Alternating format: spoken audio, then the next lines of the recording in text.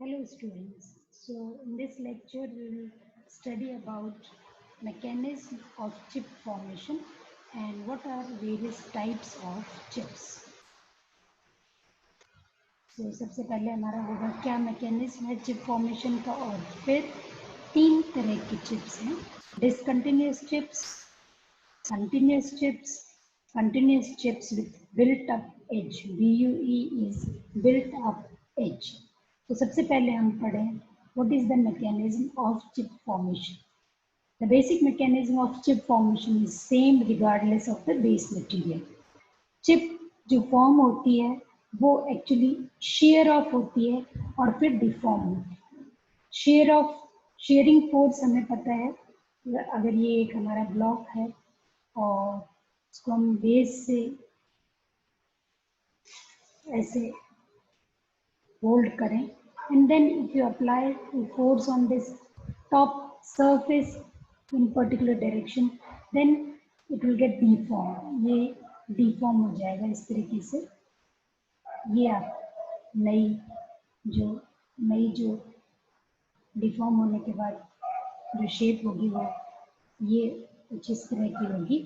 And if the force is more, if this force which is being applied is more, it will get teared off from this point. यहाँ नीचे से वो tear off हो जाएगा और ये अलग हो जाएगा base material. So this is the shearing force. Chip भी exactly ऐसे ही बनती है. sheared off होती है, deform होती है, and then if the force is more, it get fracture हो जाती है and starts flowing into the space above the tool in the form of a chip. Tool के ऊपर ये फ्लो करना शुरू कर देती है. ये डायग्राम से आप देखिए यहाँ पे.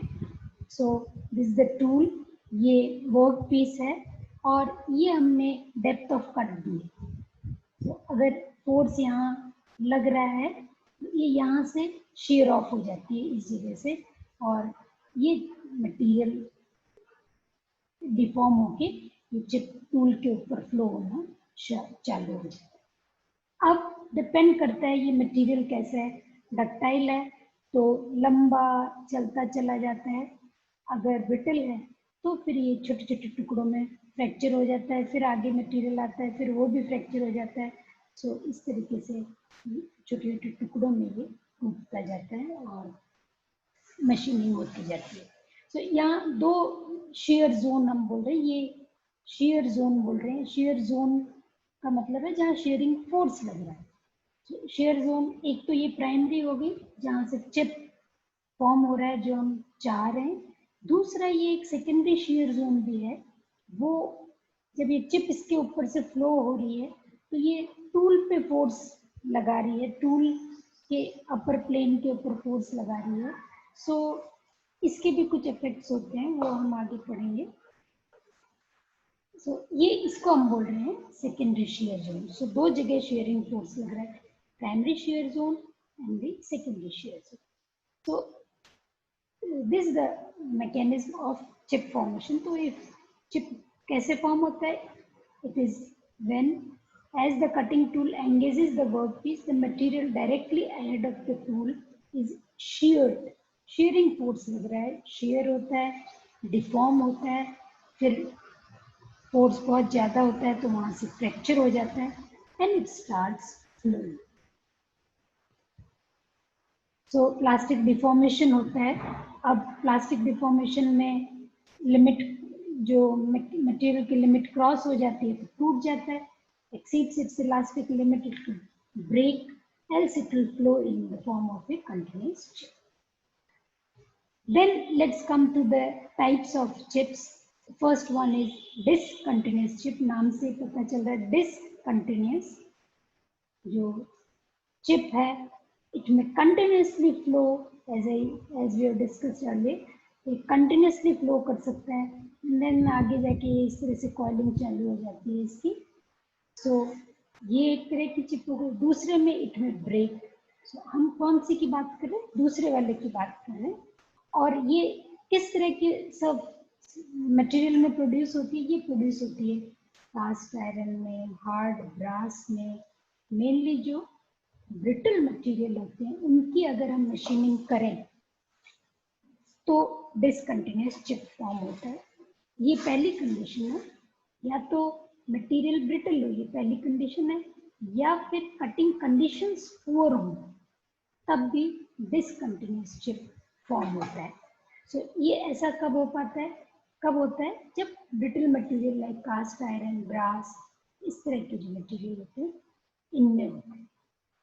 सो इससे होता क्या है, अगर डिसकंटिन्यूस चिप बन रही है तो उसके क्या नुकसान है, उसका नुकसान है पुअर सरफेस फिनिश।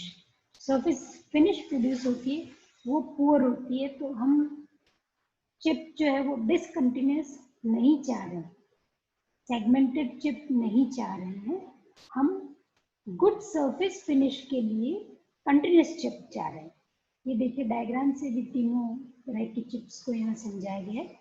ये कंटिन्यूस चिप है क्योंकि एक लंबी चिप बनती चली जाएगी, और डिसकंटिन्यूस चिप में ये अलग अलग टुकड़ों में टूटती जाती है और इधर उधर हो जाता है।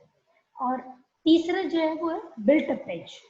ये इसकी कंडीशन भी हम पढ़ लेते हैं, सॉरी ये हम पढ़ चुके। ब्रिटल मटेरियल जब होते हैं तब ये डिसकंटिन्यूस चिप बनती है।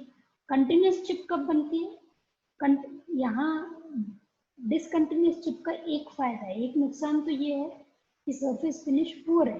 There is one advantage also, and that is chip control is not a problem. Chip control क्या चीज होती है, अब देखिए ये जो कंटिन्यूस चिप है, एज ए सेड, ये बढ़ के कॉइल होती जाती है and then it stays here itself, यही कॉइल होती रहती है। अब ये जब टूल आगे प्रोसीड करता है तो ये टूल के बीच में आने की इसकी टेंडेंसी होती है, this becomes a problem. whereas so that's a problem with continuous chip। अगर आप डिसकंटिन्यूस चिप देखेंगे तो ये छोटे छोटे टुकड़ों में कट के और जो आप डायरेक्शन देंगे उस हिसाब से फ्लो करके बाहर चली जाती है, यहाँ नहीं टिकती है। सो चिप कंट्रोल, ये है chip control is not a problem in discontinuous chip. Tools किस मटेरियल के बने हुए होते हैं, तो हम अगर ब्रिटल मटेरियल पे काम करें तो टूल हमें कार्बाइड टूल्स लेने पड़ेंगे।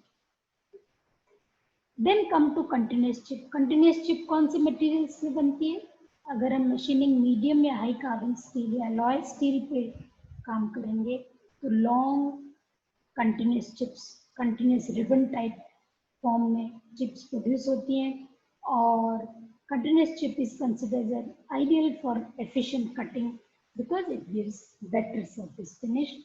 एक्चुअली हम चाह रहे हैं कि कंटिन्यूस चिप्स ही बने क्योंकि सरफेस फिनिश अच्छी आती है, और डक्टाइल मटेरियल हैं ये सारे, इसमें ब्रिटल मटेरियल थे डिसकंटिन्यूस में, और कंटिन्यूस चिप में डक्टाइल मटेरियल यूज हो रहे हैं। डक्टाइल मटेरियल में कार्बन एंड जो वेरियस अलॉयज हैं जिसमें कंटेन्स लेस देन 0.3% कार्बन, वो सारे डक्टाइल मटेरियल। अगेन जो टूल बना होगा it may be of carbide so that it sustains high temperature and does not soften when it is cut। अच्छा, continuous chip बन रही है but as we have discuss it's a problem actually. Surface finish तो अच्छी आ रही है लेकिन वैसे इसको हैंडल करना, चिप को हैंडल करना मुश्किल है, तो क्या करते हैं फिर, उसका तरीका एक ये निकाला है कि हम कूलेंट यूज करते हैं। जैसे ही गरम गरम चिप फॉर्म हो रही है, फ्लो कर रही है, इधर फ्लो कर रही है ऐसे, अभी गरम चिप के ऊपर हाई टेम्परेचर है, यहाँ पे कूलेंट अगर हम डाल दें यहाँ पे तो ये एकदम से ठंडी हो जाती है, ब्रिटल हो जाती है, और जैसे ही ये थोड़ा सा भी यहाँ जाके मुड़ने वाली स्टेज में पहुंचती है ये टूट जाती है। तो दैट वे, हालांकि डिसकंटिन्यूस चिप से लंबी बनेंगी लेकिन कूलेंट की क्वेंचिंग की वजह से ये बीच बीच में टूटती रहेंगी, और chip control will not be a problem. So इस तरीके से हम इस चिप कंट्रोल की प्रॉब्लम को कंटिन्यूस चिप में हैंडल करेंगे। So then lastly we have continuous chips with built up edge continuous chip with a built up edge. BUE here is built up edge. तो ये कैसे मटेरियल्स में बनती है? चिप कंटिन्यूस है, लेकिन there is something else to this continuous chip. Continuous chip में कुछ और भी है. वो क्या है और वो कैसे मटेरियल्स में प्रोड्यूस होता है? वो प्रोड्यूस होता है गमी मटेरियल, जैसे एल्यूमिनियम हो गया, सॉफ्ट प्योर कॉपर हो गया. सॉफ्ट मटेरियल जो कि गमी होते हैं, उनमें ये इस तरह का फॉर्म होता है. इसमें क्या होता है, ये जो चिप डायग्राम से अगर हम समझने की कोशिश करें, यहाँ क्या होता है, जब लॉन्ग कंटिन्यूस चिप बन रही है, टेम्परेचर भी हाई है, तो ये धीरे धीरे यहाँ पे टूल के एक सरफेस पे स्टिक होना शुरू होती है. जैसे ये आपका टूल सरफेस है और चिप यहाँ से फ्लो हो रही है. तो सिर्फ एग्जांपल, यहाँ एक छोटा सा मटेरियल चिप का स्टिक हो गया, कुछ समय बाद ये और बड़ा हो जाता है, कुछ समय बाद और बड़ा हो जाता है, एंड फाइनली ये जो यहाँ चिपकता जा रहा है मटेरियल, एक टाइम आता है जब ये चिप के साथ ही चला जाता है, और जाते जाते क्या करता है, थोड़ा सा मटेरियल टूल का भी ले जाता है. सो दिस इज चिप के नीचे इस तरीके से बिल्टअप हो जाता है, और टूल के सरफेस, टूल के फेस के ऊपर भी इस तरह के कुछ मार्क्स डेवलप हो जाते हैं, जहाँ से कुछ मटेरियल निकल चुका होता है, टूल का वेयर ऑफ हो चुका होता है. इसको हम बोलते हैं built up edge with, continuous tool, continuous chip with built up edge. So ये प्रोड्यूस क्यों होता है? Because of the high temperature and high pressure. ये डिसकंटिन्यूस चिप में ये प्रॉब्लम नहीं आती, क्योंकि वहाँ चिप पहले ही टूट जाती है. ये लॉन्ग कंटिन्यूस चिप में ही प्रॉब्लम आती है, जहाँ पे पार्टिकल जो है they tend to adhere to the edge of the cutting tool while the chip shears away. So this is about continuous chip with built-up edge. It will result in a poor surface finish. और इसको हम prevent कैसे करें? अगर हमें इसको रोकना है तो हमें कटिंग एज शार्प लेनी पड़ेगी, शार्प कटिंग एज बनानी पड़ेगी, तब जो चिप्स हैं वो कंटिन्यूस बनेंगी और उनमें बिल्टअप एज नहीं आएगा. बिल्टअप एज जैसा कि दिख रहा है, टूल का भी कुछ पार्ट चला जाता है यहाँ से, टूल का भी कुछ हिस्सा यहाँ से चला जाता है. So it makes the tool weak, it reduces the tool life. So there are some advantages with all of them and some disadvantages with the various types of chips. So for this video, that's all. Thank you very much.